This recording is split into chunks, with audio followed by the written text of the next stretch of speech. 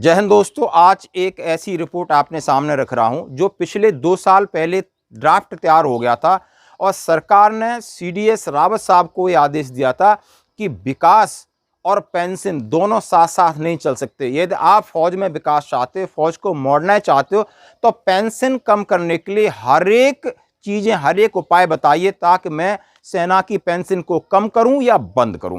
यानी सवाल ये होता है, उसी दिन से 2 साल पहले ड्राफ्ट हो गया था कि सेना को एनपीएस सिस्टम के अधीन लाया जाएगा, जैसे कि पैरामिलिट्री फोर्सेस हैं। ये पूरा ड्राफ्ट आज हम आपके सामने शेयर कर रहे हैं।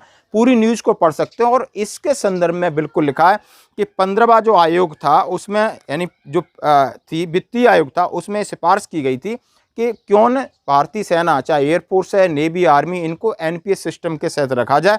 और इसके लिए आपने देखा होगा, नेशनल एक्स सर्विसमैन कोऑर्डिनेटर के वरिष्ठ जो उपाध्यक्ष हैं बीएन मिश्रा जी ने कहा था कि वेतन और पेंशन के मुद्दे पर सीडीएस को यह जिम्मेदारी दे दी गई कि सेना का खर्च कम करिए, पेंशन और विकास दोनों में तालमेल नहीं है और ये आप कर सकते हो। इन्होंने उसी टाइम ऑब्जेक्शन उठाया था, नहीं, सेना की 24 घंटे की नौकरी है, ये जो ट्रायल है, ये प्रयास है, आप दूसरे डिपार्टमेंट में करिए। लेकिन नहीं, उन्होंने कहा है कि मैं सेना के बजट से ही सेना को मॉडर्नाइज करना, सुधारना है।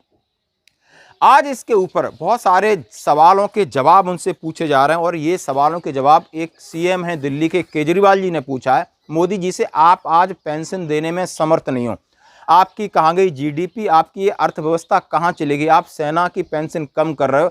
आपने, जब दुनिया कह रही कि भारतीय सेना सुदृढ़ है, भारतीय सेना का जवान पूरे वर्ल्ड के अंदर सबसे सुदृढ़ और ट्रेंड जवान होता है और डेडिकेटेड होता है, फिर उन जवानों में अग्निपथ योजना लाने की क्या जरूरत थी?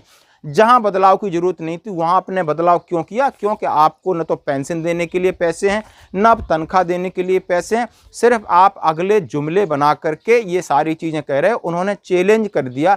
आपने देखा होगा एक मैटर चल रहा है जिसमें केजरीवाल ने बिल्कुल कई सवाल पूछे कि आप इन सवालों के जवाब दीजिए, मेरे सामने बैठिए कि क्यों सेना के आप इतना बदलाव कर रहे हो ताकि आपकी पेंशन कटौती हो जाए, चाहे आप उनकी वेतन कटौती हो जाए।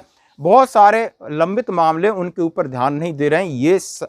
ये भी एक सीएम ने सामने लताड़ा है। यानी दोनों चीज़ों को संदर्भ में देख सकते हो कि आने वाले भविष्य में हमारी पेंशन पर जरूर खतरा है। हमें जो बहुत सारे लंबित मामले, चाहे एमएसपी के मामले हो, चाहे ओआरओपी 2 का मामला हो, ये मामले इस व्यवस्था में, इस अर्थव्यवस्था में हमें कुछ मिलने की संभावना बहुत कम है। हाँ, पेंशन रिवीजन के बारे में जरूर बोलूँगा। ये होगा, किस स्केल में होगा, कितना होगा, ये इसको अलग इससे दूर रखना, ये जरूर होगा। थैंक यू दोस्तों।